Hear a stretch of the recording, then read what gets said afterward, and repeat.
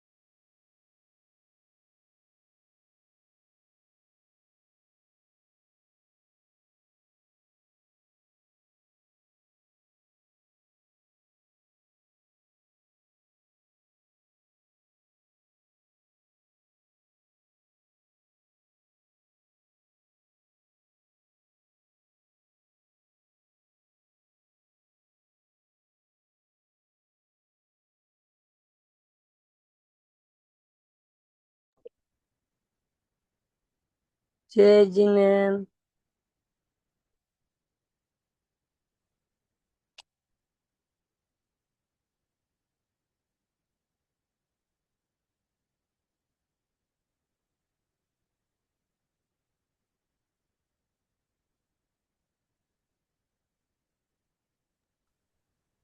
नमो हरियंताणम नमो सिद्धाणम नमो आर्याणम नमो वज्रायणम नमो लोये सवसाहणम एसो पंच नमोकारो सर्वभावपणास्नो मंगलाणं च सवेसिं परमं हवै मंगलम।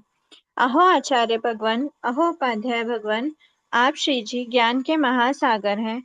आप हमें अप्रत्यक्ष अनुज्ञा पूर्वक आशीर्वाद प्रदान करें, जिससे हम इस अपूर्व ज्ञान को ग्रहण धारण एवं वितरण करने में समर्थ बने।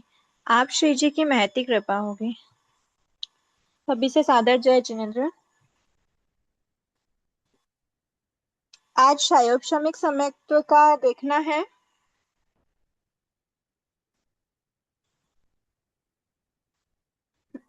जय जिनेन्द्र।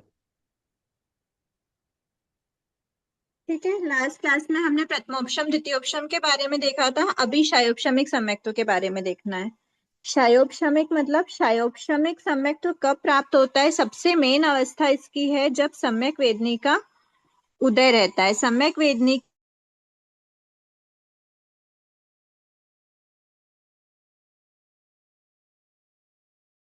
कहलाता है। दीदी फिर से बोलिए ना, आपकी आवाज ब्रेक हो गई है।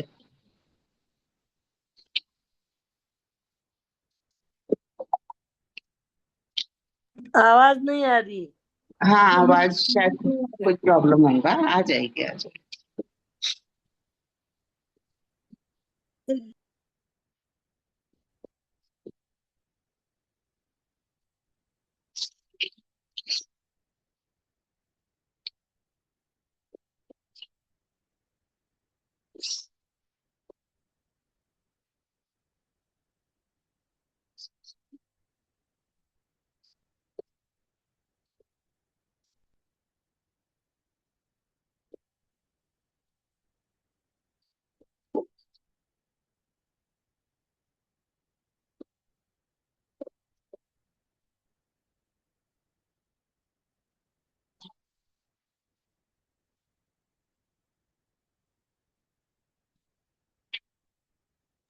अभी आवाज आ रही है क्लियर? हाँ क्षयोपशमिक दीदी, आ रही है।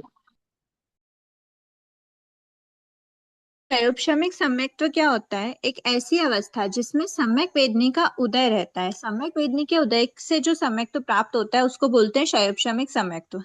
ठीक है, ये क्षयोपशमिक उदय की जो बात हो रही है यहाँ पे टिप्पणी में दिया हुआ है कि उदय का जो तात्पर्य है वो उदयानुविद्ध क्षयोपशम से समझना चाहिए। मतलब क्या कि उदय भी है, क्षयोपशम भी हो रहा है, पर मोटे मोटे रूप से इसको उदय की अपेक्षा लिया जाता है। मतलब क्योंकि ये मोहनी कर्म की प्रकृति, ऑफ कोर्स सम्यक्त्व तो है, सम्यक्त्व की प्राप्ति तो करवाता है सम्यक वेदनी, लेकिन क्या है ये है तो मोहनी कर्म की, है तो पाप प्रकृति। तो इसलिए बोला है कि सम्यक वेदनी का क्षयोपशम भी रहता है लेकिन उदय की अवस्था भी रहती है। तो उदयानुविद्ध क्षयोपशम है, उसको यहाँ पे समझना है। ठीक है, तो इसकी डिटेल अभी वैसे है नहीं, बस ये जो वर्ड है उदयानुविद्ध क्षयोपशम उसको समझाया गया है कि उदय के मतलब उदय भी है, उदय के साथ साथ क्षयोपशम भी है। फिर सम्यक वेदनी, ये जो क्षयोपशमिक सम्यक्त्व है ये कौन कौन प्राप्त, मतलब बताया है कि क्षयोपशमिक सम्यक्त्व सबसे पहले अवस्था कैसे प्राप्त होगी? जब जब भी हमने देखा कि प्रथमोपशम से या द्वितीयोपशम से जीव सम्यक वेदनी के उदय की अवस्था में आता है, ठीक है, तो उसके क्या होती है? क्षयोपशमिक सम्यक्त्व की प्राप्ति होती है। या फिर कोई मिथ्या दृष्टि जीव है, वो भी अगर उसको डायरेक्टली सम्यक वेदनी का उदय हो जाए, क्योंकि उसके सत्ता में ऑलरेडी रखा हुआ है सम्यक वेदनी, तो उसका सम्यक वेदनी का उदय हो जाए तो वो क्षयोपशमिक सम्यक्त्व कहला जाए, प्राप्त हो सकता है। तो बताया क्षयोपशमिक सम्यक्त्व एकदम जनरल सम्यक्त्व है और ये सम्यक्त्व बहुत लंबे टाइम तक भी जीव के पास टिक सकता है। तो ये जो उदय सम्यक्त्व है ये कैसे, चारों गति के जीव को, उदय के साथ में क्षयोपशम कैसे होगा? उदय क्षयोपशम साथ में होता है। जब आप क्षयोपशम के बारे में डिटेल में पढ़ेंगे तो आपको वो और चीजें ध्यान में आ जाएगी। ओके। ठीक है, अभी बस इतना ही समझना है कि क्षयोपशम भी है, मतलब उसका जो रस है वो कम करते करते भी चाह रहा है, लेकिन साथ साथ में उसका उदय भी चलता है। रस कम कर रहा है मतलब। हाँ, रस तो कम कर रहा है क्योंकि मोहनी कर्म की प्रकृति है, पाप प्रकृति है, घाती कर्म है ऑफ कोर्स। ठीक है, तो चारों गति के जीव क्षयोपशमिक सम्यक्त्व तो प्राप्त कर सकते हैं। ठीक है, मतलब प्राप्त कर सकते हैं, उनमें वैसी अवस्था पाई जा सकती है। अब चारों गति के पर्याप्त या अपर्याप्त, तो कहा है कि दोनों, अपर्याप्त जीव हो या पर्याप्त जीव हो, किसी में भी क्षयोपशमिक सम्यक्त्व तो पाया जा सकता है। ठीक है, अब अगर ये अपर्याप्त और पर्याप्त की बात करी है तो पर्याप्त अवस्था है ये किसकी बताई है? तो देखो एक बार हम देखते हैं, हमने क्या देखा, एकेंद्रीय जीव है,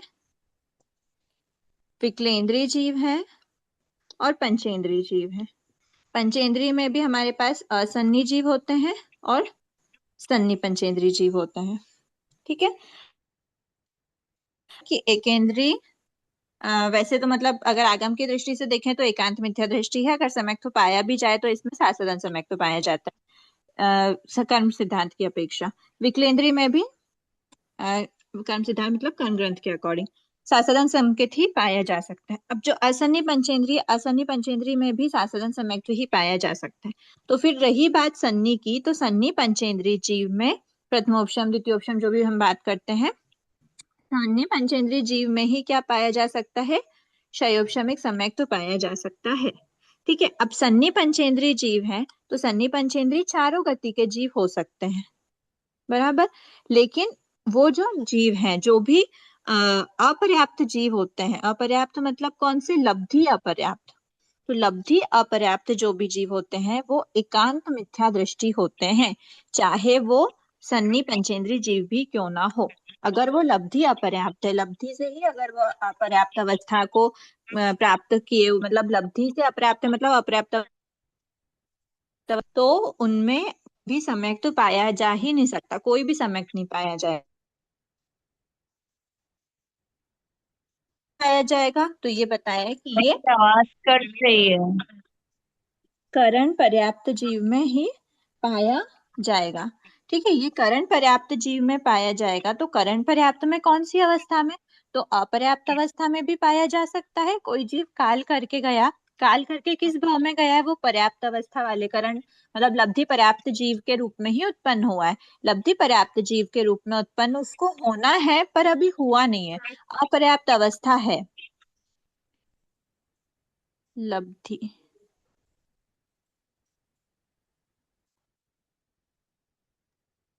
लब्धि पर्याप्त जीव में करण अपर्याप्त अवस्था में भी हो सकता है और करण पर्याप्त अवस्था में भी ये शैक्षणिक सम्यक्त्व पाया जा सकता है।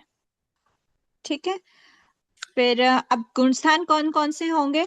तो गुणस्थान बताया है कि गुणस्थान होंगे शैक्षणिक के पहले गुणस्थान में तो हमें पता है मिथ्या दृष्टि गुणस्थान होता है, सेकंड गुणस्थान सासदन का होता है, थर्ड गुणस्थान सम्यक मिथ्या दृष्टि का होता है, और ऊपर अगर फोर्थ की बात करें तो फोर्थ में क्षयोपशमिक हो सकता है, फिफ्थ में हो सकता है, सिक्स्थ में हो सकता है, सेवेंथ में हो सकता है।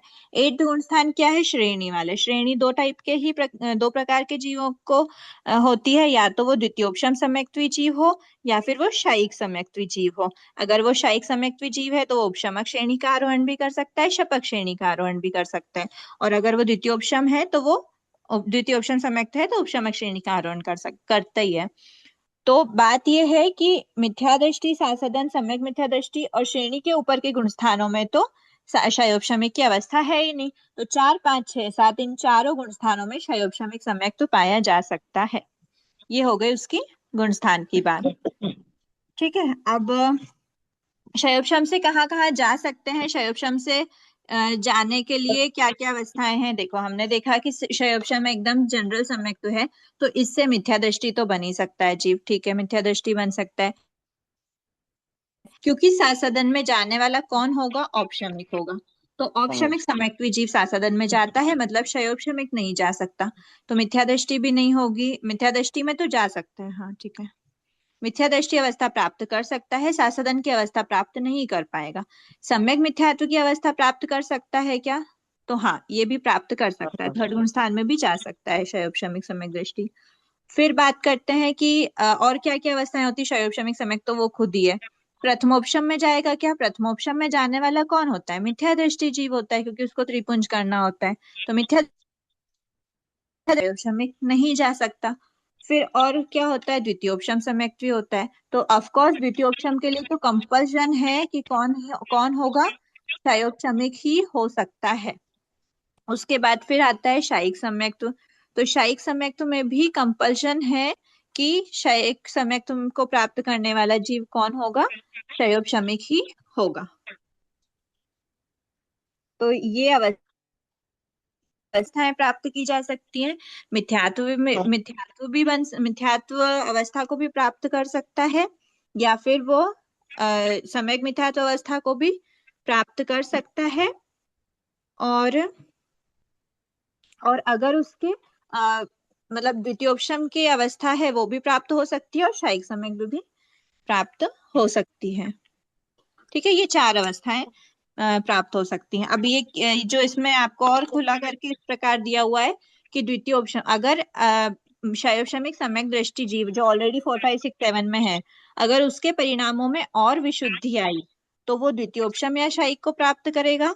अगर वो कुछ अशुद्ध हुए, आंशिक रूप में अशुद्धि हुई, तो फिर सम्यक मिथ्यात्व है, और अगर टोटल पूर्ण रूप से अधिक अशुद्ध हो गए हैं तो फिर वो मिथ्यात्व वेदनी का उदय हो जाता है। मतलब उसके परिणामों की मतलब परिणामों की क्या बोलेंगे, अधिक अशुद्ध होने मतलब मलिनता आ गई है, अधिक अशुद्ध हो गए मतलब मलिनता को प्राप्त होने पे मिथ्यात्वेदनी का उदय, मिथ्या दृष्टि अवस्था आ जाती है। ठीक है, अब इसमें शैवक्षमिक सम्यक तो जो है जिसमें सम्यक वेदनी का उदय आ रहा है, तो इस सम्यक वेदनी के उदय के कारण से ऐसी क्या चीज है, मतलब ऑफ कोर्स सम्यक वेदनी सम्यक्त्व की प्राप्ति तो करवा रहा है, लेकिन सम्यक की प्राप्ति करने के बाद में उसके ड्रॉबैक्स क्या है, क्या होता है, क्योंकि वो पाप प्रकृति है तो उस कारण से कुछ ना कुछ ड्रॉबैक तो होंगे।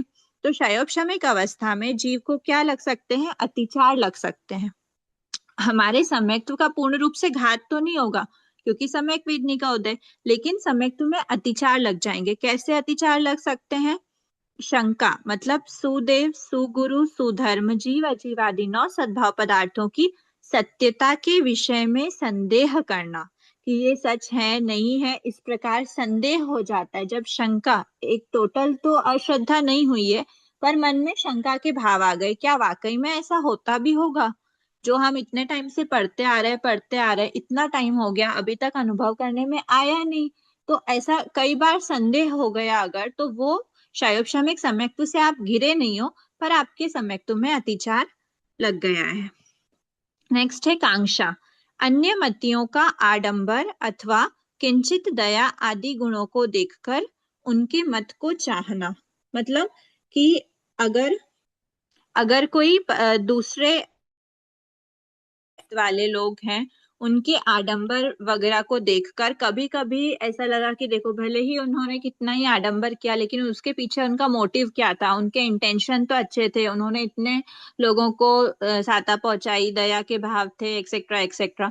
तो अगर वैसे कोई चीज देख के उनके प्रति आकांक्षा कर रहे हैं कि हम भी ऐसे ही मत में जाएं, तो हम भी इनका सहयोग, इनके सहयोगी बने या फिर हम टोटल इनमें हो जाएं, तो वो भी सम्यक्त्व में अतिचार होता है। चाहना है, अभी सिर्फ टोटल हो गए मतलब मिथ्या दृष्टि हो गए, अभी सिर्फ चाह कर रहे हैं तो फिर सम्यक्त्व से पतित नहीं होंगे लेकिन अतिचार लग जाएगा। विचिकित्सा, जिनेश्वर देवों द्वारा प्रतिपादित तप आदि क्रियाओं के फल में संदेह करना, हमने इतनी निर्जरा करी, इतनी निर्जरा करी, कई बार ऐसा रहता है कि जो सबसे ज्यादा धर्म करता है उसी के पास सबसे ज्यादा कष्ट आ रहे होते हैं, तो मन में संदेह हो जाएगा, इतना धर्म ध्यान किया, इतना सब किया, फिर भी कहाँ हुई निर्जरा, निर्जरा हो गई होती तो अभी कुछ तो पुण्य का फल मिलता। तो इस प्रकार से फल में संदेह होता है तो विचिकित्सा का अतिचार लग जाता है। पर पाखंड प्रशंसा, अन्य मतियों की प्रशंसा करना, गुण परक दृष्टि अलग चीज होती है, उनके गुण देख रहे हैं वहां तक ठीक है कि उनके अवगुण नहीं देख रहे हैं, मतलब गुण देख रहे हैं, गुण परक दृष्टि रखें, पर उनकी प्रशंसा कर रहे हैं कि अरे वाह ये कितने अच्छे कर रहे हैं, कितना वगैरह वगैरह, प्रशंसा के रूप में है तो फिर अतिचार। पर पाखंड संस्तव, अन्य मत वालों के साथ परिचय करना और उनकी संगति करना, दूसरे मत वाले हैं उनसे परिचय इस प्रकार परिचय कर रहे हैं कि हम अपनी चीजों को मतलब अपने सम्यक्त्व को दृढ़ नहीं रखते हुए अगर हम उनसे परिचय कर रहे हैं, उनके बारे में जान रहे हैं अधिक, और उनमें श्रद्धा हमारी अगर कभी बाय चांस गिरने के चांसेस होते हैं, तो इस वजह से परपाखंड संस्तव में एक प्रकार का अतिचार लग जाता है, परपाखंड संस्तव के रूप में अतिचार लग जाता है। ठीक है, तो ये जो सम्यक दीदी वेदनी कर्म है, कांक्षा और पर पाखंड प्रशंसा एक बार थोड़ा सा डिफरेंस क्या करिए ना, कांक्षा और क्या पर पाखंड प्रशंसा। कांक्षा में यही होगा कि हम उनकी मत की चाहना रख रहे हैं, और प्रशंसा में यही होगा कि हम सिर्फ उनकी तारीफ वगैरह कर रहे हैं, प्रशंसा कर रहे हैं, हाँ उनने जो करा है बहुत अच्छा किया है, इतना सब, जैसे कोई भी किसी भी तरह से लेके अगर दिए लगाए तो पूरे मंदिर को दिए से सजा दिया, अरे वाह कितने, उनकी प्रशंसा कर दी।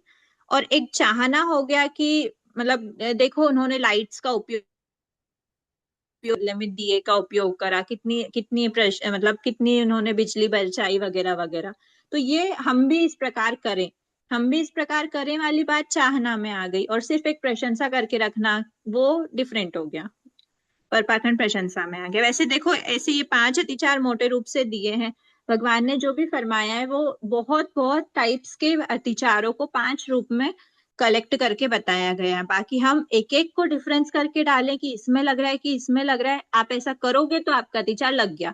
अब भगवान केवल ज्ञानी जाने कि आपका कौन सा अतिचार लगा है। तो बस हमें इतना ही बताया गया है कि हमको ये चीज नहीं करना है। अब उसमें से किस में जाएगा किस में नहीं जाएगा ये विषय केवल ज्ञानियों का है। इसमें उलझने में अभी समय व्यर्थ ना करते हुए आगे चलते हैं। ये हो गया क्षयोपशमिक सम्यक्त्व का। ठीक है, अब ये हुआ सासदन सम्यक्त्व बचा है। प्रथमोपशम द्वितीयोपशम देख लिया था, क्षयोपशमिक हो गया है, प्रथमोपशम सासदन और क्षयिक बचा हुआ है। साधन मतलब हमने एक बार देख लिए हैं पहले भी कि जो प्रथमोपशम द्वितीयोपशम से प्राप्त अवस्था होती है, जब अनंतानुबंधी चतुष्क का तो बंधोदय स्टार्ट हो जाता है, लेकिन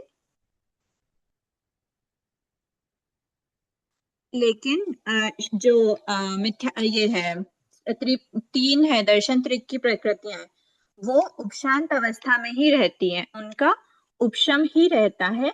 लेकिन अनंतानुबंधी चतुष्क जो या तो क्षय की अवस्था में थी या फिर क्षयोपशम की अवस्था में थी, उस प्रकृति का क्या हो जाता है, उस प्रकृति का बंध या फिर बंध प्लस उदय स्टार्ट हो जाता है। बंध या फिर बंध प्लस उदय स्टार्ट हो जाता है। ऐसी अवस्था क्या कहलाती है? ऐसी अवस्था कहलाती है सासादन। सासादन मतलब क्या? कि उसका स्वाद बस बचा हुआ है। स्वाद बचा है मतलब कि तो दोबारा रिपीट करिए ना प्लीज। क्या है? इसको दोबारा रिपीट करिए ना, D3 का A4 का। ये जो D3 है मतलब सासदन की अवस्था कैसे प्राप्त होती है? सासदन की अवस्था प्राप्त होती है औपशमिक सम्यक्त्व से। तो औपशमिक सम्यक्त्व की जब ऐसी अवस्था आ जाती है जब उसका जघन्य एक समय या फिर उत्कृष्ट 6 आवलिका का काल शेष हो, उस बीच में ही उसके अनंतानुबंधी चतुष्क का जो अभी तक क्षय या क्षयोपशम था उसका बंध या फिर बंध प्लस उदय स्टार्ट हो जाता है। लेकिन जो औपशमिक में D3 के उपशम की अवस्था थी, D3 मतलब दर्शन त्रिक, सम्यक वेदनी, सम्यक मिथ्यात्व वेदनी और मिथ्यात्व वेदनी, इनकी जो उपशम की अवस्था थी वो अभी भी वैसी की वैसी ही रहती है। औपशमिक में भी उपशम था और अभी भी वो उनकी अवस्थाओं में चेंज नहीं आया, वो अभी भी उपशम की अवस्था में ही है। लेकिन अनंतानुबंधी चतुष्क में प्रथमोपशम की अवस्था में क्षयोपशम था, द्वितीयोपशम की अवस्था में क्षय था। उन अवस्थाओं को या उन क्षय और क्षयोपशम वाली कंडीशन किसमें हो जाती है? उसका बंध या फिर बंध प्लस उदय स्टार्ट हो जाता है। जब ऐसा होता है तो सेकंड गुण स्थान प्राप्त हो जाता है। जैसे ही बंध मतलब ऐसा मानो कोई जीव बहुत विशुद्धि में है, द्वितीयोपशम सम्यक्त्व में है, और सडनली उसके परिणाम ऐसे हो गए कि उसके अनंतानुबंधी चतुष्क का बंध हो गया। तो वो जिस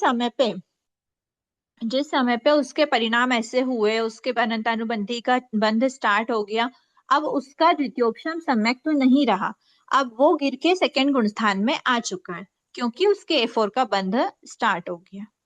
तो ये अवस्था होती है सासदन सम्यक्त्व की अवस्था। औपशमिक सम्यक्त्व से पतित, और ये इसकी अगर वो मतलब इतने अच्छे विशुद्ध परिणाम थे प्रथमोपशम द्वितीयोपशम जिसमें तीनों ही प्रकृतियां उदय में नहीं है, उपशम की अवस्था है, तो ऐसी अवस्था जो थी, ऐसी अवस्था से अगर वो A4 के बंध मतलब A4 का बंध कैसे होता है? A4 के अकॉर्डिंग जब परिणाम होते हैं वैसे मलिनता आती है परिणामों में, तभी A4 का बंध होता है। तो अनंतानुबंधी चतुष्क के बंध योग्य परिणाम आने से अनंतानुबंधी चतुष्क का बंध हो गया, मतलब उसके परिणाम मलिनता की ओर है। तो अगर मलिनता की ओर परिणाम है और क्योंकि छोटा सा काल है सेकंड गुण स्थान का, और मलिनता के परिणाम रहते हुए वो वापस से विशुद्धि लाना संभल पाना मुश्किल हो जाएगा उसके लिए, इसीलिए वो सम्यक सासदन सम्यक्त्व से मिथ्यात्व में कंपल्सरी गिरता ही गिरता है। ऐसा नहीं होगा कि सेकंड गुण स्थान से वापस संभल के फोर्थ फिफ्थ सिक्स्थ में जा सके, लेकिन उसको कंपल्सरी मिथ्यात्व में गिरना ही पड़ता है। पर अभी तक मिथ्यात्व को स्पर्श नहीं किया है, क्योंकि वो मिथ्यात्व को स्पर्श कर देगा तो फर्स्ट गुण स्थान में कहला जाएगा। तो वो जो बीच की अवस्था होती है वो होती है सासदन सम्यक्त्व की अवस्था। औपशमिक सम्यक्त्व से पतित, मिथ्यात्व की ओर अभिमुख,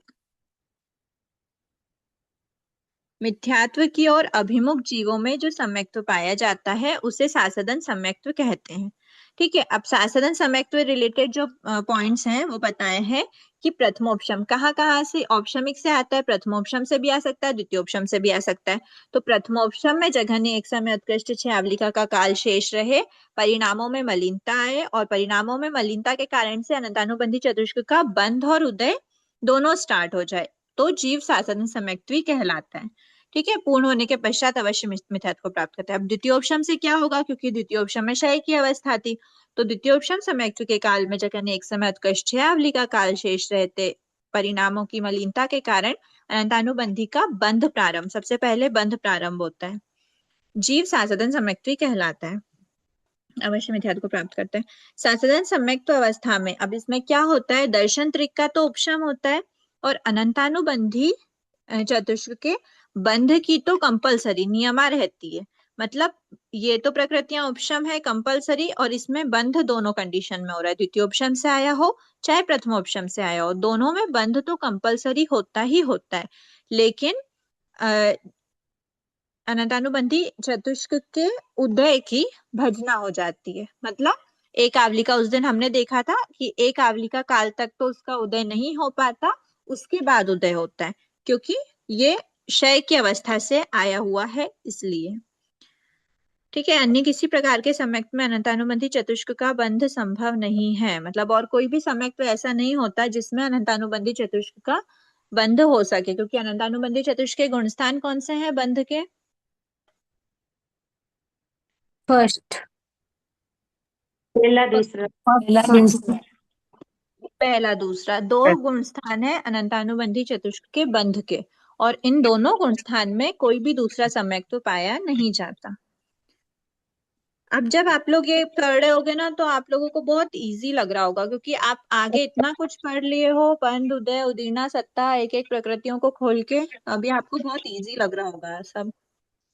ठीक है, सासदन सम्यक्त्व अब किस किस को होता है, तो सासदन सम्यक्त्व देखो, सासदन सम्यक्त्व किसने मतलब किसके द्वारा, नहीं, कौन जीव था जिसको सासदन की प्राप्ति हुई, तो औपशमिक सम्यक्त्वी जीव को ही हुई। अब औपशमिक सम्यक्त्वी जीव कौन कौन से हो सकते हैं, तो औपशमिक सम्यक्त्वी तो चारों गति के भी हो सकते हैं, और मनुष्य, ओनली मनुष्य वाले भी हो सकते हैं।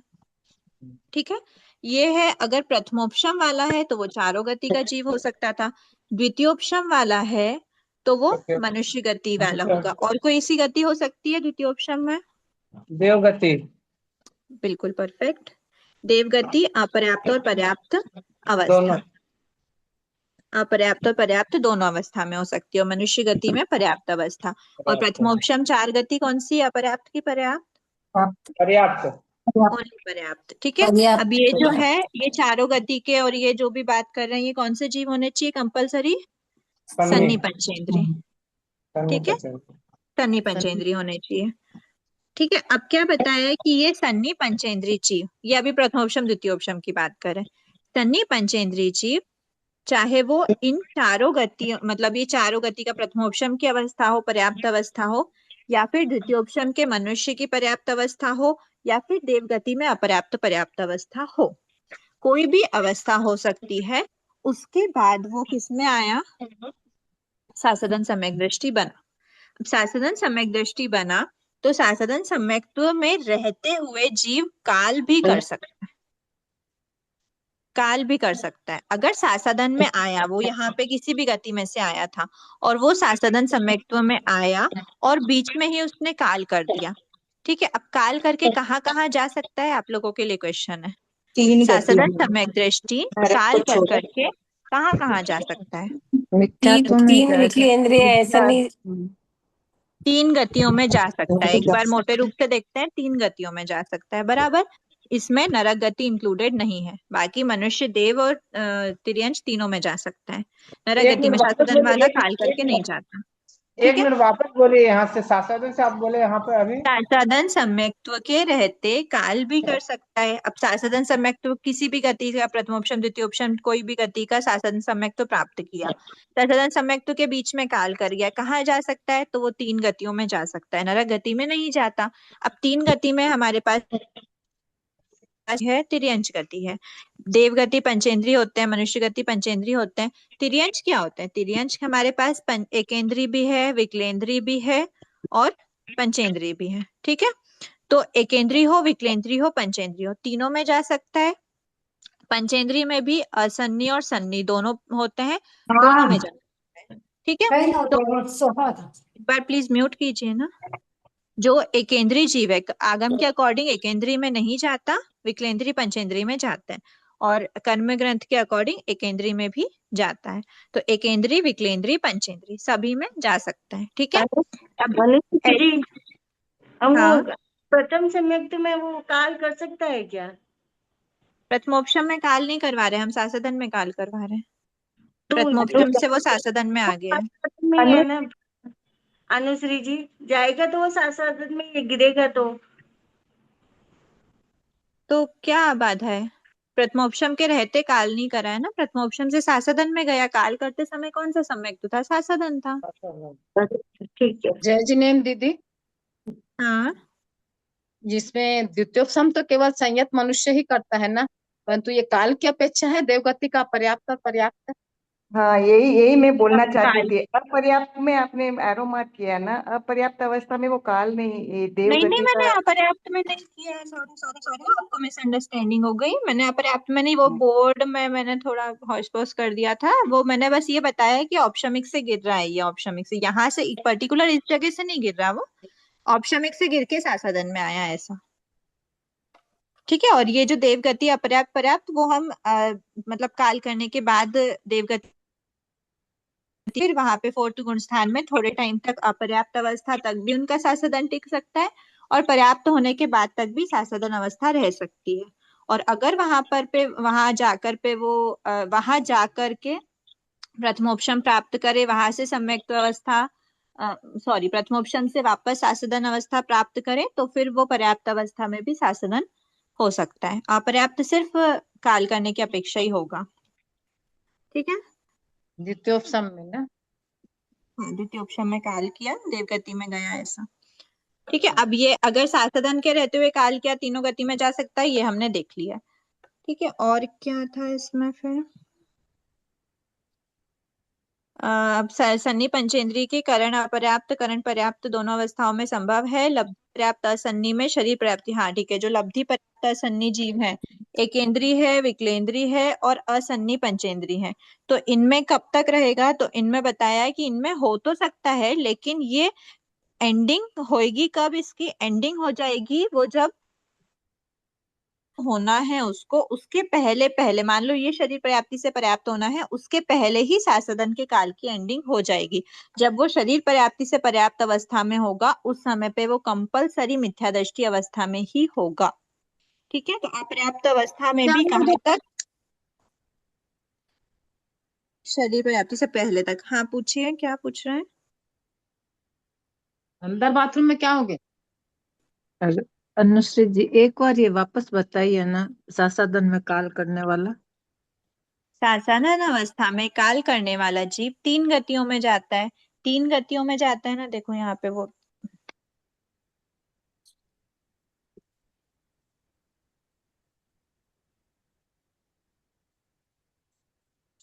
सासादन सम्यक दृष्टि जो होता है ना, वो कहीं से भी आया, प्रथमोपशम द्वितीयोपशम जहां से भी आया, वो वर्तमान में सासादन अवस्था में। ठीक है, ये यहाँ से लेकर यहाँ तक उसकी सासादन की अवस्था है। अब सासादन की अवस्था में वो आया और उसी बीच उसका आयुष्य पूरा हो गया। आयुष्य पूरा हुआ, तो आयुष्य पूरा होने के पश्चात वो कहाँ कहाँ जा सकता है? तो वो तीन गति में जा सकता है, नरक गति में नहीं जाता है। ठीक है, सासादन में काल करता हुआ जीव नरक गति में नहीं जाता। अब ये तीन गतियों में, ये तीन गति कौन कौन सी हो सकती है?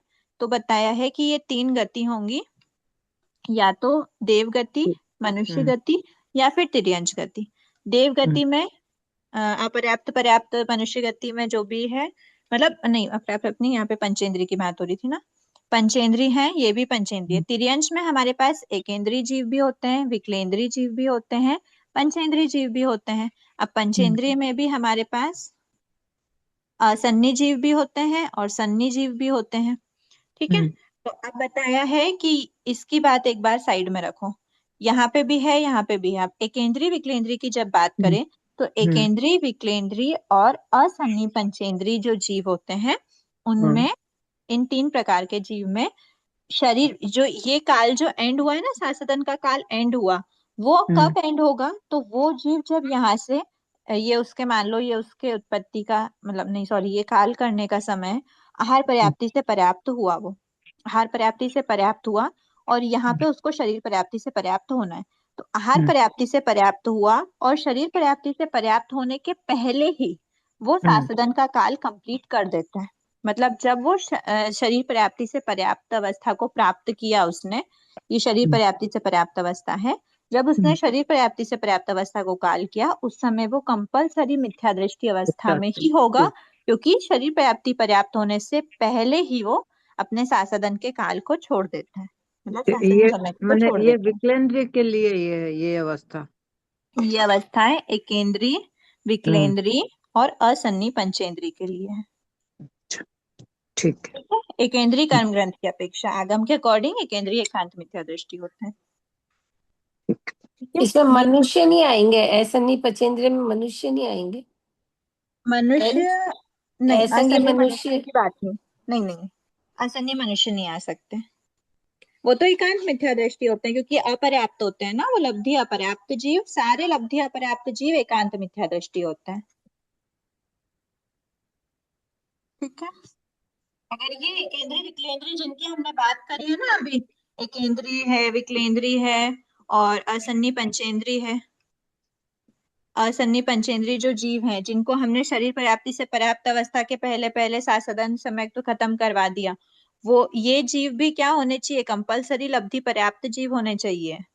लब्धि पर्याप्त जीव होंगे तो ही वो सासदन वाले इसमें जाएंगे।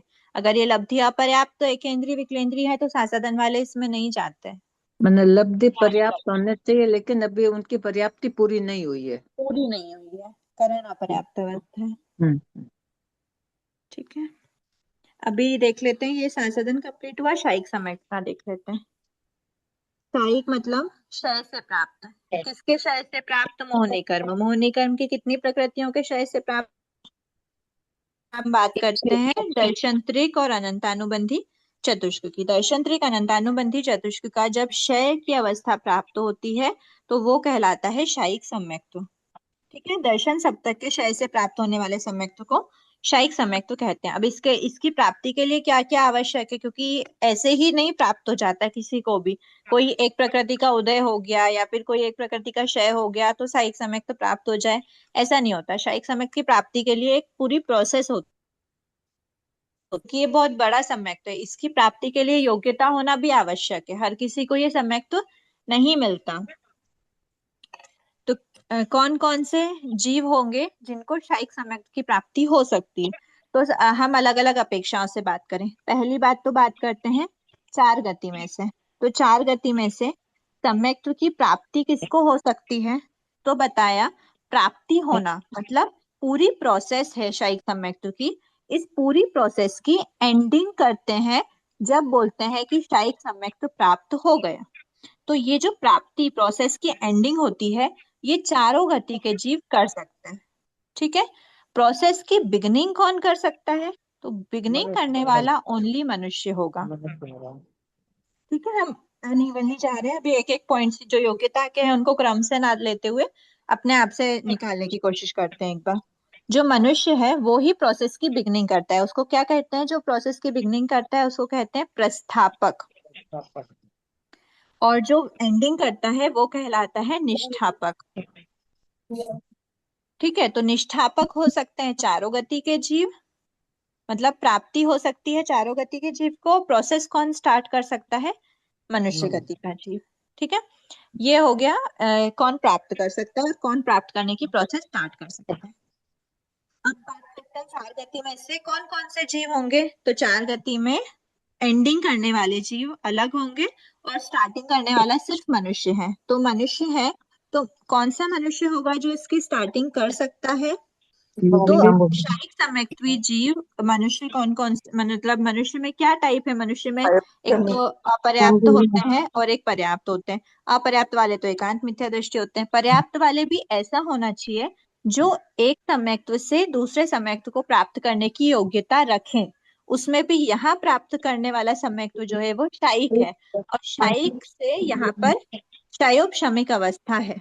ठीक है, तो क्षयोपशमिक, यहाँ पे हम बोल रहे हैं अभी प्रोसेस बिगनिंग करने की, प्रोसेस एंडिंग की बात नहीं कर रहे हैं, प्रोसेस बिगनिंग की क्वालिफिकेशंस देख रहे हैं।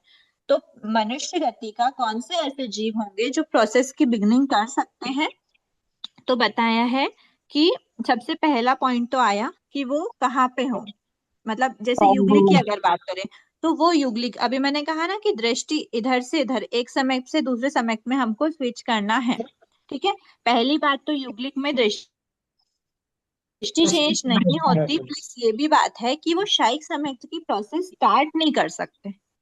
ठीक है, शायिक समय की प्रोसेस स्टार्ट नहीं कर सकते हैं, तो युगलिक तो होंगे ही नहीं, बचे कौन? गर्भवती में भी हमको बताया गया कि वो शायिक समय की प्राप्ति करने वाले जो जीव हो वो केवली भगवान के काल में उनका जन्म हुआ हो। केवली भगवान के काल मतलब जब केवली भगवान विचरण करे, ऐसा नहीं बोला, जब केवली भगवान का जन्म हुआ, ऐसे मतलब जिस काल में केवली भगवान का जन्म हो सकता है, ऐसे काल में अगर उस जीव का जन्म हुआ है तो वो जीव शायिक समय को प्राप्त करने की योग्यता रखता है। तो केवली भगवंतों के जन्म काल में जन्मा हुआ मनुष्य। ठीक है, केवली भगवंतों का जन्म काल क्या होगा? तो हमारे पास अवसर्पिणी उत्सर्पिणी दो टाइप के मतलब काल चक्र में दो काल होते हैं, अवसर्पिणी काल, उत्सर्पिणी काल। तो देखो ये क्या होता है, भरत ऐरावत में होता है। भरत ऐरावत में, महाविदेह में तो कंपलसरी हर समय केवली भगवान का काल रहता है, जन्म काल रहता है। तो महाविदेह में तो हमेशा ही कोई भी जीव अगर महाविदेह में उत्पन्न हुआ है तो वो शायिक समय को प्राप्त करने की योग्यता रखता है। ठीक है, तो महाविदेह क्षेत्र में तो हमेशा कंपलसरी, कंपलसरी मतलब तो कंपलसरी तो नहीं बोलेंगे, पर हमेशा कोई भी जीव जाए उसके लिए योग्यता मतलब है, एक्सेप्टेड है कि आप शायिक समय की प्राप्ति कर सकते हो। अब भरत ऐरावत में क्या होता है, काल का डिफरेंस होता है, अवसर्पिणी काल होता है, उत्सर्पिणी काल होता है, प्लस अवसर्पिणी उत्सर्पिणी में भी अलग अलग 6 आरे होते हैं। 6 आरों में से युगलिक काल भी होता है। युगलिक काल के अलावा जो वर्स्ट काल होता है, 5वां आरा, 6ठा आरा, उसमें केवली भगवान का जन्म नहीं होता। तो सारी कंडीशंस देखते हुए जो ध्यान मतलब जो निकला है निष्कर्ष वो ये है कि अवसर्पिणी काल के तीसरे आरे के अंतिम, पहला आरा, दूसरा आरा और तीसरे आरे का जो इनिशियल पार्ट होता है, मैक्सिमम जो पार्ट होता है, वो युगलिक काल होता है। युगलिक काल में जन्म, केवली भगवान का जन्म नहीं हो सकता। तीसरे आरे के एंडिंग में, अंतिम भाग में, और चौथे कंप्लीट आरे में, अवसर्पिणी के तीसरे आरे के एंडिंग में और चौथे आरे के कंप्लीट में कोई भी मनुष्य अगर जन्म ले रहा है उसके पास योग्यता है कि वो शायिक समय तो प्राप्त की प्रोसेस को स्टार्ट कर सके। ठीक है, अब बताया है कि उत्सर्पिणी में क्या होगा, तो उत्सर्पिणी में मतलब यहाँ के अवसर्पिणी के बाद फिर 5वां 6ठा आरा आता है जिसमें कोई भी केवली भगवान का जन्म नहीं होता। फिर वहां से वापस रिवर्स उत्सर्पिणी उत्सर्पिणी काल जाता है जिसमें 6ठे आरे के समान वहां पे पहला आरा होता है, 5वें आरे के समान वहां पे दूसरा आरा होता है। ठीक है, और फिर तीसरा मतलब दूसरे आरे के एंडिंग पार्ट में क्या होता है, केवली, क्योंकि तीसरा आरा पूरा केवली भगवंतों का रहना है, तो दूसरे आरे के एंडिंग भाग में, अंतिम भाग में केवली भगवान का जन्म होता है। मतलब जो फ्यूचर में तीर्थंकर होने वाले हैं, जो केवली अवस्था को प्राप्त करने वाले, उनका जन्म होता है सेकेंड आरे के एंडिंग में। तो सेकेंड आरे के एंडिंग में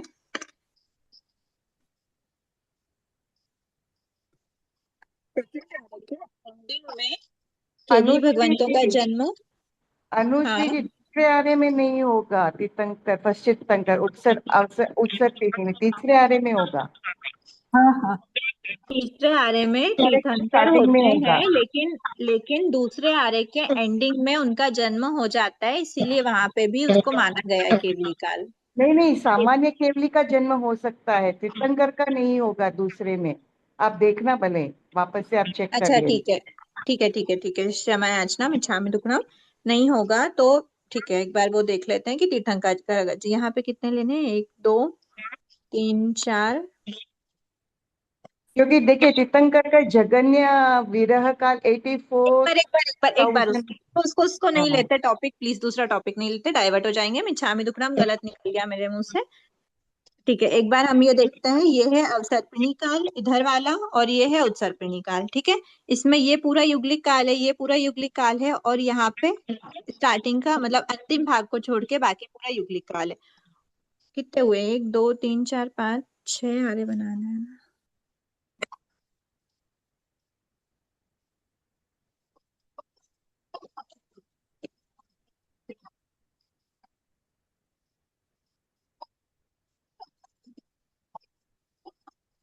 हो गए अभी 6।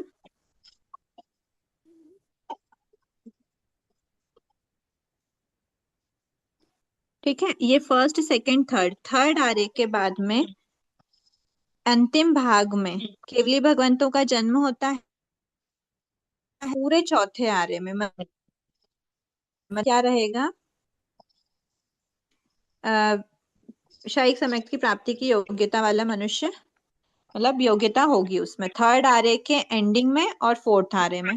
ठीक है, उसके बाद यहाँ पे आया उत्सर्पिणी स्टार्ट हो गया इधर पे, तो उत्सर्पिणी में सेकेंड आरे के एंडिंग, थर्ड पूरा और फोर्थ पूरा, फिर ये फिफ्थ, ये सिक्स्थ है, ये फिफ्थ है, ये फोर्थ, थर्ड, सेकेंड। ठीक है, तो यहाँ से लेकर ये पूरा पार्ट हो जाएगा।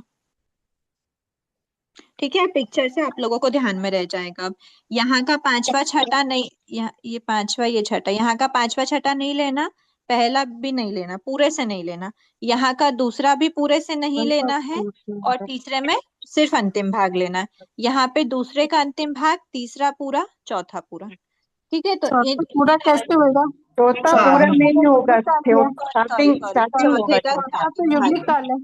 ठीक है ठीक है ठीक है ठीक है ठीक है ठीक है, क्षमा याचना, चौथे का प्रारंभिक भाग है, मतलब प्रारंभ को थोड़ा सा लेना पड़ेगा बस।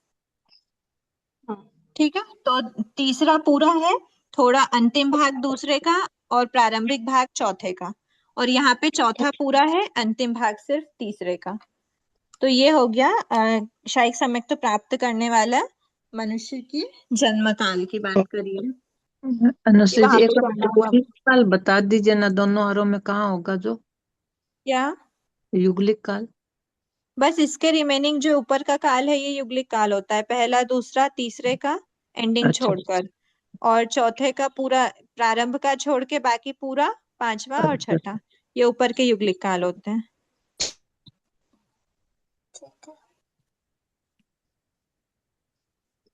ये हो गया केवली भगवंतों के जन्म काल में जन्मा हुआ मनुष्य। उसके बाद फिर आयुष्य कितनी होनी चाहिए उसकी? आयुष्य नहीं बोला यहाँ पे, वय बोला। देखो ये ध्यान में रखना, आप लोग लिखोगे तब आयु लिखना है या फिर वय लिखना है।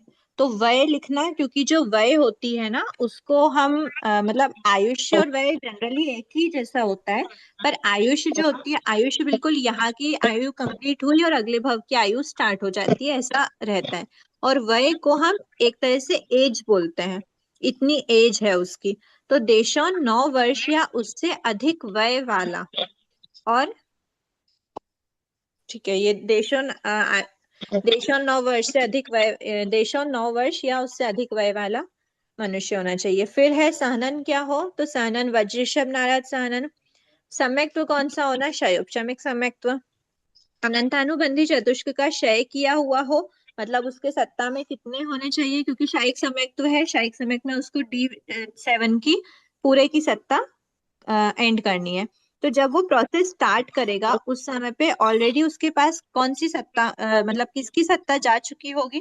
तो उसके पास A4 की सत्ता नहीं होगी, तभी वो प्रोसेस स्टार्ट कर पाएगा। और प्रोसेस स्टार्ट करने पे वो सबसे पहले मिथ्यात्व वेदनी का क्षय करेगा, उसके बाद फिर सम्यक मिथ्यात्व का क्षय करेगा, और फिर उसके बाद सम्यक वेदनी का क्षय करेगा। जब ये पूरी प्रोसेस सातों प्रकृति खत्म होने के बाद वो 21 प्रकृतिक कहलाएगा, और 21 प्रकृतिक वाला शायिक सम्यक्त्वी जीव कहलाएगा। ठीक है, अनंतानुबंधी का क्षय किया हुआ, अनंतानुबंधी का क्षय कौन कर सकता है? चारों गति के जीव। अबद्ध वाला आप छोड़ दिया, अबद्ध आयु वाला हो। हाँ हाँ हाँ, जा रहे एक के बाद एक जा रहे। अबद्ध आयु हो मतलब उसकी जो आयुष्य बंध हो, या तो उसने आयुष्य बंध नहीं किया होगा, तो तो शायिक सम्यक्वी जीव उसी भाव में शपथ श्रेणी का आरोहण कर लेंगे। और अगर उन्होंने आयुष्य बांधा हुआ हो तो कौन सी आयुष्य बांधी हुई हो, मतलब कौन कौन सी अवस्थाएं हैं जिसपे अब ये निष्ठापक की बात आती है कि निष्ठापक कौन कौन होंगे। मतलब अगर उसी भाव में, मनुष्य के भाव में उसने ये जो भी केवली काल वगैरह वगैरह हमने देखा, उस मनुष्य के भाव में उसने प्रोसेस स्टार्ट की और उसी भाव में उसने उसकी निष्ठापना भी कर दी, तो मनुष्य, वो ही मनुष्य हो सकता है। ठीक है, अब वो मनुष्य तो हो ही सकता है, मतलब कौन हो सकता है ये मनुष्य? 15 कर्म भूमिज मनुष्य हो सकते हैं। ठीक है, तो परम इनमें शरीर शायिक भी सम्यक होगा। की प्राप्ति हो सकती है। अब अगर उनने आयुष्य बांधी हुई है पहले से, तो वो कौन सी आयुष्य बांधी हुई होगी? और अगर वो शायिक सम्यक की प्रोसेस के बीच में अगर काल कर जाए, कौन सी अवस्था में काल करेंगे? कृतकरण की अवस्था में। तो उसमें अगर काल कर जाए तो वो कहाँ कहाँ जा सकते हैं? तो वो जा सकते हैं चारों गति में, नरक गति, तिर्यंच गति, मनुष्य गति और देव गति। अगर वो नरक और देवता में जा रहे हैं या फिर तिर्यंच और मनुष्य में जा रहे हैं, तिर्यंच और मनुष्य में जा रहे हैं तो कंपलसरी वो युगलिक में ही मतलब जाएंगे, युगलिक में जाएंगे, मतलब उनकी आयुष्य युगलिक की ही बांधी हुई होनी चाहिए। तो कौन कौन से? तो तिर्यंच में बताया है स्थलचर युगलिक, स्थलचर युगलिक। युगलिक तिर्यंच में दो ही टाइप के होते हैं, एक तो होते हैं खेचर और एक होते हैं स्थलचर। ठीक है, तो उसमें से अगर शायिक समय की प्राप्ति करना है, खेचर तो जो होते हैं, खेचर एकांत मिथ्या दृष्टि होते हैं, और जो स्थलचर युगलिक होते हैं उनमें शायिक सम्यक तो प्राप्त कर सकते हैं। वो स्टार्टिंग में शयोपशमिक रहते हैं, उसके बाद फिर वो शायिक सम्यक की प्राप्ति कर लेते हैं। तो अगर पूरी पहले से आयुष्य बांधी हुई हो तो स्थलचर युगलिक होगा। और मनुष्य में युगलिक है तो मनुष्य में कौन से युगलिक होंगे? तो वो 30 अकर्म भूमि वाले भी हो सकते हैं, महाविद्य तो युगलिक काल नहीं है, 30 अकर्म भूमि वाले हो सकते हैं। ठीक है, 56 अंतर्द्वीप एकांत मिथ्या दृष्टि होते हैं, तो 30 अकर्म भूमि वाले मनुष्य हो सकते हैं। फिर नरक और देवता, तो नरक में कौन सी नरक तक? तो पहले से तीसरी नरक तक, पहली दूसरी तीसरी पृथ्वी के नैरेक में उनने आयुष्य बंध किया हो। देवता है तो देवता कौन से होंगे? तो देवता वैमानिक, 35 वैमानिक होते हैं। 35 वैमानिक कौन कौन से हैं? पहले देवलोक से लेकर 12 देवलोक, और वो देवलोक, 9 विवेक, 12 देवलोक, 9 लोकांतिक, पहले लोकांतिक का नंबर आता है, फिर 9 ग्रैव्यक, 5 अनुत्तर, 5 अनुत्तरवीय, 12, 9, 9, 30 और 5 35। अनुश्री जी, हाँ आपने वो 30 अकर्म भूमि बताया, भरत ऐरावत के भी तो बन सकते हैं ना, युगलिक बन सकते हैं, हाँ, युगलिक काल हो सकता है। भरत ऐरावत का भी बन सकता है। कर्म भूमि मनुष्य में युगलिक काल वाले भी आयुष्य बांधी हुई है, मतलब युगलिक की आयुष्य बांधनी चाहिए मनुष्य में बस। हाँ। ठीक है, अब शायिक सम्यक की प्राप्ति की प्रोसेस देख लेते हैं। शायिक सम्यक की प्राप्ति की प्रोसेस में क्या होगा? सबसे पहले तो बताया कि A4 की सत्ता क्षय किया हुआ हो जीव। अगर A4 की सत्ता क्षय की हुई है तो उसके पास अब कितनी सत्ता बची है? उसके पास बची है 24 की सत्ता। ठीक है, अब 24 की सत्ता वाला जीव मिथ्यात्व वेदने की सत्ता क्षय करना भी स्टार्ट करता है, सम्यक मिथ्यात्व की सत्ता क्षय करना भी स्टार्ट करता है, और सम्यक वेदने की सत्ता भी क्षय करना स्टार्ट करता है। सबसे पहले वो कितने टाइम में? अंतर्मुहूर्त काल में, अंतर्मुहूर्त काल में मिथ्यात्व वेदने की सत्ता खत्म कर देता है। अब जब वो मिथ्यात्व वेदने की सत्ता खत्म कर चुका है तो इस पॉइंट पे वो कितनी सत्ता वाला बचा? 23 की सत्ता वाला। ठीक है, अब 23 की सत्ता वाले जीव के पास ये भी सत्ता है, ये भी सत्ता है, और बाकी जायत मोहने की भी सत्ता है। 23 की सत्ता वाला जो जीव है वो अंतर्मुहूर्त पश्चात वापस सम्यक मिथ्यात्व की भी सत्ता खत्म कर देता है। अब इस समय पे वो क्या कहलाया? अब वो 22 की सत्ता वाला कहलाया। 22 की सत्ता वाला जीव अंतर्मुहूर्त में लगभग सम्यक वेदने की सत्ता को खत्म कर देता है। लगभग खत्म कर देता है मतलब क्या करता है कि उसकी सिर्फ, ये भी अंतर्मुहूर्त काल है, अंतर्मुहूर्त काल में वो ऐसी अवस्था को प्राप्त करता है, यहाँ पे उसने ना फोर्सफुली अपनी प्रकृतियों को निकाला है, यहाँ पे भी उसने फोर्सफुली अपनी प्रकृतियों को क्षय किया है, यहाँ पर भी वो फोर्सफुली प्रकृति को क्षय करता है। लेकिन सम्यक वेदनी की टोटल सत्ता खत्म हो उसके अंतर मुहूर्त काल पहले तक, मतलब अंतर मुहूर्त काल पहले तक की जो अवस्था हुई उस अवस्था तक वो फोर्सफुली करता है, जो भी मतलब क्षय करने की प्रोसेस करता है। तो ये जो क्षय करने की प्रोसेस उसने यहाँ पर करी, क्या क्या कर रहा था वो क्षय करने की प्रोसेस में? वो यथा प्रवृत्तकरण कर रहा था, अपूर्वकरण कर रहा था, अनिवृत्तिकरण कर रहा था। ये प्रोसेस सारी करके कब तक कर देता है वो? पर करके डन हो जाता है। डन मतलब कर दिया, मतलब वो करण से कृत हो चुका है, अब उसको नहीं करना, अब करण नहीं करना है, कर चुका है, कृत है। ये जो अवस्था आई, इस अवस्था के बाद वो क्या कहला जाता है? कृतकरण। कब कहलाया कृतकरण? सम्यक वेदनी कर्म की स्थिति अंतर मुहूर्त प्रमाण शेष रहने पर, टोटल जो सत्ता थी वो सिर्फ अंतर मुहूर्त प्रमाण अवशेष बची, उस समय पे जीव क्या कहलाया? कृतकरण कहला गया। कृतकरण मतलब शायिक समय की प्राप्ति के लिए जो 3 करण करते हैं, यथा प्रवृत्त, अपूर्वकरण, अनिवृत्तिकरण, यहाँ पे वो पूर्ण हो जाते हैं। अब वो उसके आगे कोई भी करण नहीं करेगा लास्ट अंतर मुहूर्त में, तो कृतकरण अवस्था है। कृतकरण क्षयोपशमिक सम्यक दृष्टि जीव इसको भोग कर ही, जो विपाकोदय होता है उसका, उसी रूप में इस अंतर्मुहूर्त की स्थिति को भोगते हैं, और फिर इस पॉइंट पे वो सम्यक वेदनी की सत्ता को भी क्षय कर देते हैं। अब जब इस पॉइंट पे सम्यक वेदनी की सत्ता क्षय कर दी तो वो कितना कहलाया? अब उसके पास सिर्फ 21 प्रकृतियां बची, और जो 21 प्रकृतिक होता है वो होता है शायिक सम्यक द्विजीव कहला गया वो। ठीक है, ये हो गया। अब इस बीच में क्या होता है इस एक अंतर मुहूर्त में? इस अवस्था में तो काल नहीं करता, इस अवस्था में भी काल नहीं करता, और इस अवस्था में भी कृतकरण करने के पहले पहले वो काल नहीं करता। लेकिन कृतकरण किया हुआ जीव अगर पहले से आयुष्य बंध किया हुआ है तो वो जीव क्या करता है? अपना जो भी आयुष्य उसने बांधी है उस अकॉर्डिंग वो, मतलब इसी बीच में अगर उसकी आयुष्य पूरी होना है और जो भी उसकी आयुष्य बांधी हुई है उसमें वो जाते हैं, तो वो अवशेष जितना भी इसको उदय में अवस्था में भोगते हैं। कौन कौन सी?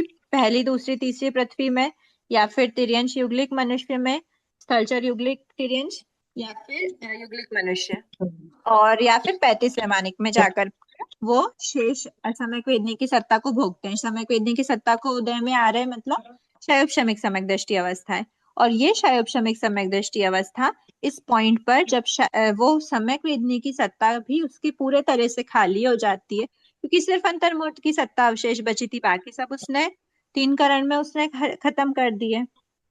इस अंतर मुहूर्त में सम्यक वेदनी की सत्ता को भोग करके वो जीव सम्यक वेदनी की सत्ता से भी रहित हो जाता है, और ऐसी अवस्था शायिक सम्यक्त्व की अवस्था को प्राप्त कर चुका होता है। ठीक है, तो शायिक सम्यक्त्व की प्राप्ति के प्रस्थापक मनुष्य होते हैं, निष्ठापक चारों गति के जीव हो सकते हैं। ये जो कृतकरण किया हुआ है वो 22 प्रकृति का होगा। हाँ, कृतकरण 22 प्रकृति वाला होता है।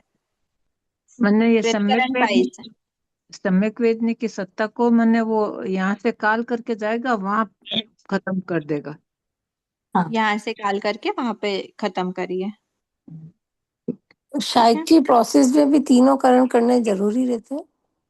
हाँ, लगभग सभी में, मतलब जब आप पढ़ोगे ना आगे, जैसे मैं उस दिन बताया था कि गुण श्रेणी होती है, अलग अलग टाइप की गुण श्रेणी होती है, तो अनंत अनुबंधी चतुष्क का जब भी संयोजना करना होता है तब भी 3 करण करते हैं जीव, और ये प्रकृतियों को, दर्शन मोहिनी की प्रकृति को क्षय करने के लिए, चारित्र मोहिनी की प्रकृति को क्षय करने के लिए। लाइट तो है, लाइट तो है प्लीज हमारे म्यूट को कीजिए, फेस क्लास चल रही है।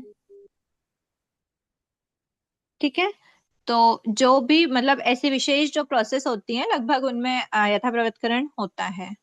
यथा प्रवृत्त मतलब तीनों करण करते हैं, यथा प्रवृत्तकरण, पूर्वकरण, अनिवृत्तिकरण। शायिक समय के क्षय में, शायिक समय नहीं, मैं छाम लिखना, दर्शन त्रिक के क्षय में दर्शन मोहिनी है, या फिर चारित्र मोहिनी का क्षय करना है, अनंतानुबंधी चतुष्क की भी संयोजना करना है, प्रथम उपशम की प्राप्ति करना है, इन सब में वो जनरली उपशम करना है या क्षय करना है, कोई भी बात हो, चारित्र मोहिनी की प्रकृति, उसमें भी अपूर्वकरण, यथा प्रवृत्तकरण वगैरह करते हैं।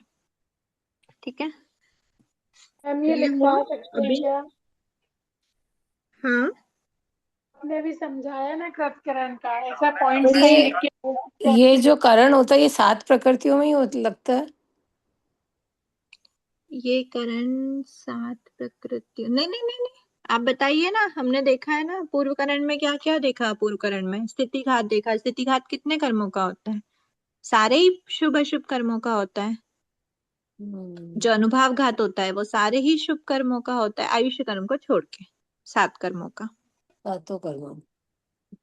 ठीक है, ये हुआ। अभी शायिक समयत्व का काल कितना होगा? तो शायिक समयत्व एक बार आने के बाद में शायिक समयत्व का कभी भी एंडिंग नहीं होती, तो उसकी बिगनिंग होती है लेकिन एंडिंग नहीं होती, तो उसका काल होता है साधी अनंत। शायिक समयत्व आत्मा का गुण है। दर्शन सप्तक के क्षय से आत्मा का यह गुण प्रकट होता है। एक बार शायिक समयत्व गुण प्रकट होने के पश्चात पुनः कभी नष्ट नहीं होता। शायिक समयत्व का काल साधी अनंत है। अब मुक्ति गमन, शायिक समयत्व से मोक्ष अवस्था को प्राप्त करना है, तो क्या क्या होगा मोक्ष अवस्था को प्राप्त करने की प्रोसेस?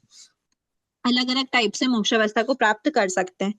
देखो, सबसे पहली बात है यहाँ पे जीव को मोक्ष अवस्था को प्राप्त करना है। ठीक है, अब मोक्ष अवस्था को प्राप्त करने वाला शायिक समयत्वी जीव, सबसे पहली बात तो ये है कि उसने अपने चरम भव में, ये उसका चरम भव है मान लो, तो उसने अपने चरम भव में शायिक चरम भव में अगर शायिक समयत्व की प्राप्ति करी हुई है तो वो क्या करता है, अगले भव की, तो अब यहाँ पे तो उसको मोक्ष प्राप्त करना है, तो अगले भव की तो उसने आयुष्य बांधी नहीं है।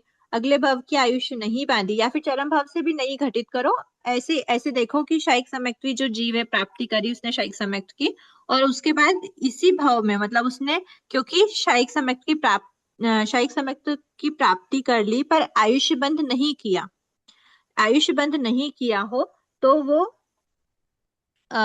वो उसका चरम भाव कहला सकता है और वो उसी भाव में मोक्ष अवस्था को प्राप्त कर लेगा। इसके साथ साथ में एक पॉइंट और भी है, चलो इसको रिवर्स में नहीं सीधे ही समझते हैं एक बार। शायिक समयत्वी जीव है, ठीक है, यहाँ पे उसने शायिक समयत्व की प्राप्ति करी। अब जिस समय पे उसने शायिक समयत्व की प्राप्ति करी उस समय पे उसने आयुष्य नहीं बांधा था। अगर उसने आयुष्य नहीं बांधा तो वो उसी भाव में मोक्ष अवस्था को प्राप्त कर लेगा। ठीक है, ये पहला पॉइंट है। उसके बाद फिर मतलब पहला पॉइंट क्या, इसको ऐसे लिख लेते हैं कि आयुष्य बंध नहीं किया है पूर्व में आयुष्य बंध नहीं किया हुआ है। ठीक है, अब एक एक चीज देख लेते हैं कि उसने पूर्व में आयुष्य बंध किया भी हो। ठीक है, मान लेते हैं कि उसने पूर्व में आयुष्य बंध किया लेकिन तीर्थंकर नाम कर्म प्रारंभ कर दिया, मतलब आयुष्य बंध कर लिया उसने, तो आयुष्य बंध किया हुआ जीव भी है और तीर्थंकर नाम कर्म का बंध भी उसने स्टार्ट कर लिया। ऐसे प्रैक्टिकल देखते हैं, मान लेते हैं कि शायद जो ये है शायिक समयत्वी, ऐसे राजा श्रेणिक का एक बार देख लेते हैं। श्रेणिक महाराज ने शायिक समयत्व की प्राप्ति करी, उन्होंने पूर्व में क्या करा था, आयुष्य का बंध कर लिया था, शायिक समयत्व की प्राप्ति करी। शायिक समयत्व की प्राप्ति के समय उन्होंने आयुष्य बंध कर चुके थे, तो डेफिनेटली उनका चरम भाव तो था नहीं, प्लस उन्होंने तीर्थंकर नाम कर्म का भी बंध प्रारंभ किया बाद में। तो प्रारंभ किया मतलब अगर भव के बीच में तीर्थंकर नाम कर्म बांधना स्टार्ट करते हैं मतलब वो उनका चरम भव नहीं है। ये बात आपको ध्यान में है, ऑब्वियस है, क्योंकि अगर तीर्थंकर नाम कर्म बीच में बांध रहे हैं और वो जीव कंपलसरी आयुष्य का बंध तो करेंगे ही आगे जाके। क्यों? क्योंकि ये भव है उनका, ये उनका पूरा भव है और इस भव में उन्होंने बीच में तीर्थंकर नाम कर्म का बंध स्टार्ट किया, तो उसका उदय कब होगा? तीर्थंकर नाम कर्म का उदय बाय बर्थ होता है, बर्थ से ही वो जीव तीर्थंकर कहलाते हैं। ठीक है, तो बीच में अगर कोई तीर्थंकर नाम कर्म का बंध किया हुआ जीव है तो उसने आयुष्य बांधा हो या ना बांधा हो वो उसका चरम भव नहीं होगा, आगे जाके उसको डेफिनेटली आयुष्य का बंध करना ही पड़ेगा।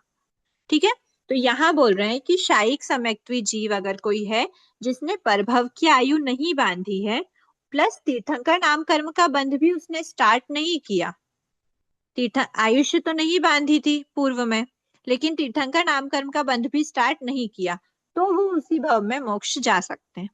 अगर उनने आयुष्य बांध ली हो, कौन कौन सी आयुष्य, नरक आयु या देवायु, नरक आयु या देवायु उन्होंने बांधी है तो वो कहाँ जाएंगे अगले भाव में? नरक या देवता के रूप में उत्पन्न होंगे। ठीक है, नरक या देवता के रूप में उत्पन्न होने के बाद उसके बाद वापस वो मनुष्य बन सकते हैं, वो उनका चरम भाव होगा और वो मोक्ष अवस्था को प्राप्त करेंगे। ठीक है, यहाँ पे उन्होंने आयुष बंध किया। आयुष बंध कब किया? शायिक सम्यक्त्व की प्राप्ति से पूर्व। ये शायिक सम्यक्त्व की प्राप्ति थी, उसके पहले ही उन्होंने आयुष बंध कर लिया था। तो ये उनका, ये वाला जो है ये द्विचरम भाव है, ये चरम भाव है और ये थर्ड लास्ट भाव होगा। वर्तमान का मनुष्य भाव, फिर नरक या देवता का भाव और फिर मनुष्य का भाव और फिर मोक्ष। ठीक है, अब बात कर लेते हैं कि वो शायिक सम्यक्त्वी जीव, लेकिन उन्होंने किसका आयुष बांधा? तिर्यंच या मनुष्य का। तिर्यंच या मनुष्य का मतलब कौन से आयुष बांधे होंगे? युगलिक के। तभी वो यहाँ पे शायिक, पूर्व में जो आयुष बांधा है युगलिक का, वो ही तभी उसके बाद ही वो शायिक सम्यक की प्राप्ति की प्रोसेस कर सकते हैं। शायिक सम्यक तो उन्होंने इस भाव में प्राप्त की और उसके अगले भाव में उनको तिर्यंच या मनुष्य में जाना है। किसमें? युगलिक में।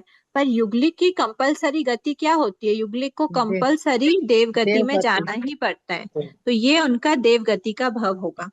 तो यहाँ पे शायिक सम्यक्त्व वाला भाव है। शायिक सम्यक्त्व वाले भाव के बाद में वो तिर्यंच और मनुष्य के युगलिक के भाव में गए, वहां से वो देवता के भाव में गए, देवता से वो मनुष्य बने और फिर मोक्षावस्था को प्राप्त किया।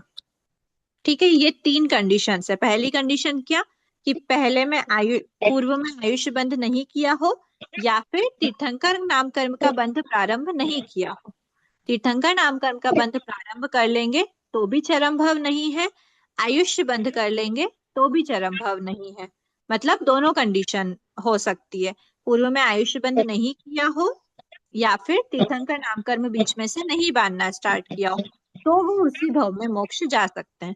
दूसरी कंडीशन, अगर पहले से आयुष्य बंध कर लिया है, नरक आयु देव आयु का बंध किया हो, तो वो थर्ड लास्ट भाव है उनका, मतलब अगले भाव में नरक देवता बन के चरम भाव को प्राप्त करेंगे। लेकिन अगर युगलिक तिर्यंच मनुष्य का बांधा है तो पहले वो युगलिक बनेंगे, फिर वो देव गति में जाएंगे, फिर वो चरम भाव को प्राप्त करेंगे। ठीक है, क्लियर हो गया? अब यहाँ पे 4 भाव काउंट किए जाते हैं। ये वर्तमान का भाव है, उसके बाद तिर्यंच मनुष्य युगलिक का भाव है, फिर देवता का भाव है, फिर चरम भाव है, फिर मोक्ष है। तो 4 भाव, मोक्ष के पहले 4 भाव है।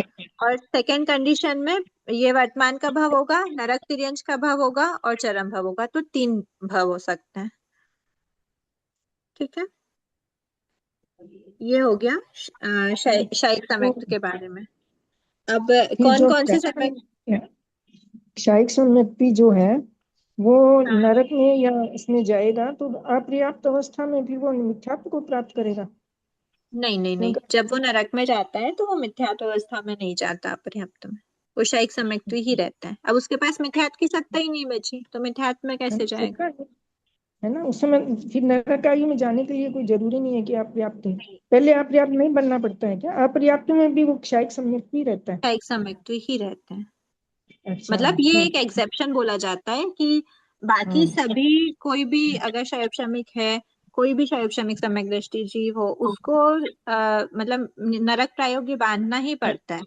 लेकिन अगर वो मतलब उसमें है, शायिक सम्यक्त्व में है, तो वो मिथ्या दृष्टि बनते ही नहीं है। तो फिर देव और ये दोनों मिथ्या दृष्टि तो बनेंगे ही नहीं, मतलब अपर्याप्त अवस्था में प्राप्त तो होगी, अपर्याप्त, लेकिन हाँ, शायिक सम्यक्त्व की ही रहेगी वो अपर्याप्त अवस्था। धन्यवाद। तो वो पूरे मैंने नरक के पूरे भाव में शायिक सम्यक्त्व ही रहेगा? हाँ, पूरे भाव में। हाँ, पर्याप्त में वर्तमान तो में खैर है जी। रहेगा ही, पर्याप्त में सोचा क्या पता रहे कि नहीं रहे जाने के समय तो, पर वो चलो क्लियर हो गया, ठीक है। हाँ, जाने में भी वो शायिक सम्यक्त्व रहते हैं। बहुत बहुत धन्यवाद। ठीक है, तो आज इतना रखते हैं, फिर उसके बाद जो भी अवस्थाएं हैं आने जाने वाली, कौन से सम्यक्त्व से कहाँ जा सकता है मार्गणा जो है, और कौन कौन से गुण स्थान में कौन कौन सी अवस्थाएं, वो हम देखते हैं। अनुश्री जी, तिर्यंच में जाता है क्या तीर्थंकर गोत्र बांधने के बाद? नहीं, तीर्थंकर बांधने के बाद नहीं जाते, लेकिन इसमें शायिक सम्यक्त्व में जा सकते हैं। शायिक में जा सकते हैं? शायिक सम्यक्त्व जीव जा सकते हैं, तीर्थंकर नामकर्म वाले नहीं जा सकते। तीर्थंकर वाले तो खाली नरक और देव में ही जाएंगे ना? हाँ, तीर्थंकर वाले या तो नरक या देव में ही जाएंगे और लास्ट में उनका मनुष्य रहता है। शाइक वाला जा सकता है? शाइक वाला तिर्यंच में जा सकता है, सिर्फ युगलिक तिर्यंच में, स्थलचर युगलिक में। ठीक है, और अनुप्रेक्षा करना, और कुछ इसमें से और भी बहुत सारी बातें निकलेंगी। ठीक है, आज इतने ही रखते हैं। और किसी के कोई डाउट है क्या? ठीक है, धीरे धीरे जा रहे हैं, एक एक चीज क्लियर करते हुए जा रहे हैं, पर ऐसे ही पढ़ाई करके रखना है कि एग्जाम तक की प्रिपरेशन हो जाए। ठीक है, एक मेरा क्वेश्चन है, तीर्थंकर नामकरण का बंद किया हुआ है, तो औपशमिक सम्यक से चढ़ेगा तो वो 11 तक जाएगा, काल कर जाएगा? तीर्थंकर नामकरण की सत्ता वाला, हाँ, 11 तक जा सकते हैं। जा सकता है, फिर वहां पे काल करेगा कि नीचे आ सकता है? दोनों ही बातें, बाधा नहीं है। नीचे भी आ दोनों ही बातों में बाधा नहीं है, क्योंकि तीर्थंकर का अगर तीर्थंकर नामकर्म है तो वो देव आयु बंद हो ही सकता है ना, औपशमिक श्रेणी चल रहा है तो। ठीक, वैमानिक देव है वैसे भी। हाँ जी। अहो आचार्य भगवान, अहो उपाध्याय भगवान, आपकी कृपा से जो ज्ञान हमने सीखा है, यह ज्ञान हमारे भीतर विनय की अभिवृद्धि करे, सहनशीलता का विकास करे, सरलता को बढ़ाए, हम निष्प्रिय बने, अनासक्त बने, यत्नशील बने, पांचों इंद्रियों पर विजय प्राप्त करें और शीघ्र ही परम वितरागता को प्राप्त करें। हमसे हुई अविनय यातना के लिए क्षमा करें। आप सभी से भी क्षमा याचना। जय जिनेन्द्र। जय जी प्रणाम।